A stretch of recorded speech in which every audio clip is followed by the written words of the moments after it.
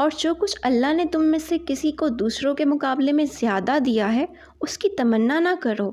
جو کچھ مردوں نے کمایا ہے اس کے مطابق ان کا حصہ ہے، اور جو کچھ عورتوں نے کمایا ہے اس کے مطابق ان کا حصہ ہے۔ ہاں، اللہ سے اس کے فضل کی دعا مانگتے رہو، یقیناً اللہ ہر چیز کا علم رکھتا ہے۔ سورہ النساء آیت 32۔ ہم نے کبھی نہ کبھی کہیں نہ کہیں یہ بات ضرور پڑھی یا کہی ہوگی کہ کاش میں لڑکا ہوتی۔ زندگی کے کسی مقام پہ آپ کے ذہن میں شاید یہ بات آئی ہو کہ مردوں کو ہم عورتوں پر کس لیے فوقیت دی گئی ہے؟ کیا انہیں ایک درجہ زیادہ دے کر ہمیں کمتر کہا گیا ہے؟ کیا ہماری کوئی ویلیو نہیں ہے؟ تو آج اس آیت کی رو سے میں اسی بات کی وضاحت کروں گی۔ سب سے پہلے تو اللہ نے ہم سے کہہ دیا کہ جو میں نے دوسروں کو دے رکھا ہے، جو زیادہ نظر آتا ہے تمہیں، اس کی تمنا نہ کرو۔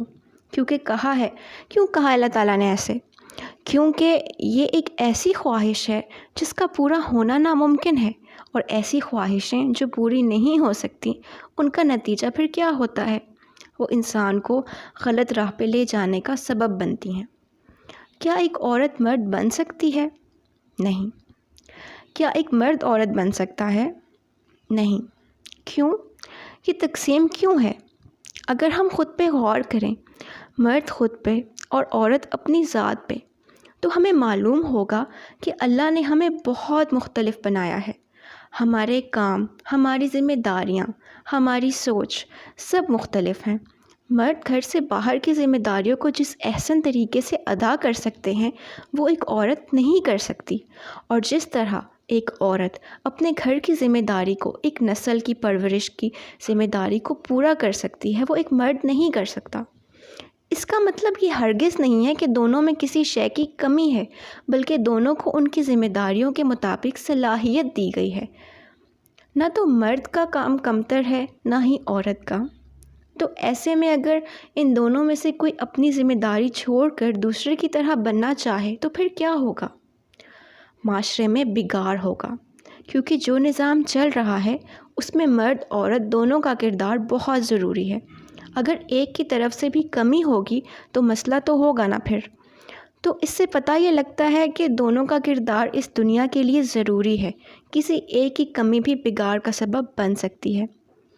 آج میں اس بات پہ نہیں رکوں گی کہ مرد کا ایک درجہ زیادہ کیوں ہے، اس پہ بحث نہیں کروں گی۔ یہ تو میرے اللہ کا حکم ہے، اور میرا ذہن اس کی حکمت کو سمجھنے کے قابل ہو یا نہ ہو، میں نے سنا اور میں نے قبول کیا، سمعنا و اطعنا۔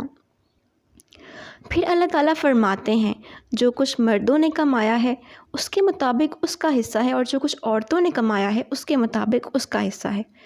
پھر اس سے کیا پتہ لگتا ہے؟ یہ کہ جو انسان خواہ مرد ہو یا عورت، جیسا ان کا عمل ہوگا ویسا ان کو نتیجہ ملے گا۔ اگر عورت کے اعمال مرد سے بہتر ہیں تو اسے اللہ فوقیت دیں گے، اور اگر مرد کے اعمال بہتر ہیں تو اسے فوقیت ملے گی۔ انجام تقویٰ کے اسکیل پر ہوگا۔ آخر میں اللہ نے کہا، ہاں تم میرے فضل سے مجھ سے مانگو، مجھ سے دعا کرو۔